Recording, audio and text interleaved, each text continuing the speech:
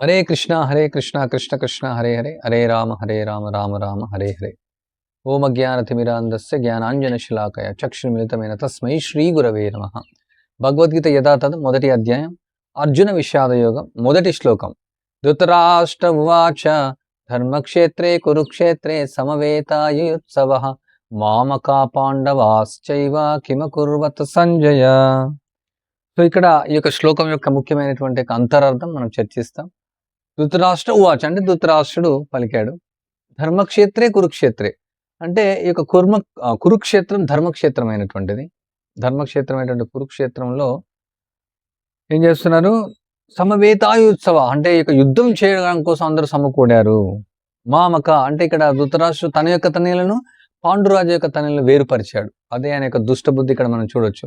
మామక అని చెప్తున్నాడు. తర్వాత పాండవుని యొక్క పుత్రులు సమకూడినప్పుడు ఏమి చేసిరి అని అడుగుతున్నాడు. వాస్తవానికి అసలు ఏమి చేశారని అడగాల్సిన అవసరం లేదు. మనం ప్లేట్లో అన్ని పంచభక్ష ప్రమాణాలు పెట్టుకుంటాం తినడం కోసం.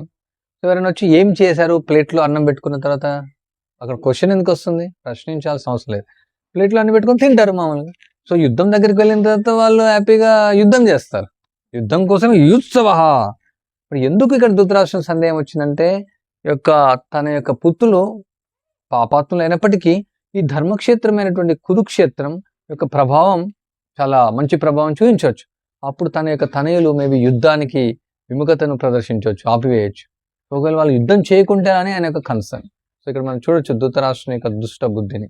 ఆయన ప్రభుపాల చెప్తారు, ఆయన పుట్టుకతో గుడ్డివాడు, అదే కాకుండా ధర్మం పట్ల కూడా అతను గుడ్డివాడు, పక్షపాతి అతను. సో ఇక్కడ ధర్మక్షేత్రమైనటువంటి కురుక్షేత్రం వాళ్ళు ఏం చేశారనేసి ఇక్కడ ప్రశ్న. ఎందుకంటే సంజయ్ని ఆయన అడుగుతున్నాడు. ఆయన యుద్ధరంగంలో చూడలేడు కాబట్టి సంజయుడు ఆయన కార్యదర్శి. వ్యాసుని యొక్క కృప ద్వారా ఆయనకు దివ్య దృష్టి కలుగుతుంది. ఆ యుద్ధరంగంలో ఏం జరుగుతుందో అతను చెప్పగలుగుతారు పూర్తిగా. సో ఇక్కడ పుణ్యక్షేత్రం అనే యొక్క ప్రభావం పుణ్యాత్ములపైనే కాకుండా దుష్టులపైన కూడా చూపిస్తుంది. అంటే స్థల ప్రభావం ఎంతో మహత్యాన్ని కలిగి ఉంటుందని ఈ శ్లోకం ద్వారా నేర్చుకోవచ్చు. అండ్ ఇక్కడ ప్రభుపాల తన భాషల్లో వివరిస్తున్నారు. ఇక్కడ దేవాది దేవుని అయినటువంటి శ్రీకృష్ణ భగవానుడు ఇక కురుక్షేత్రంలో, క్షేత్రం అంటే పొలం, ఇక పొలం లాంటిది క్షేత్రం అనేది.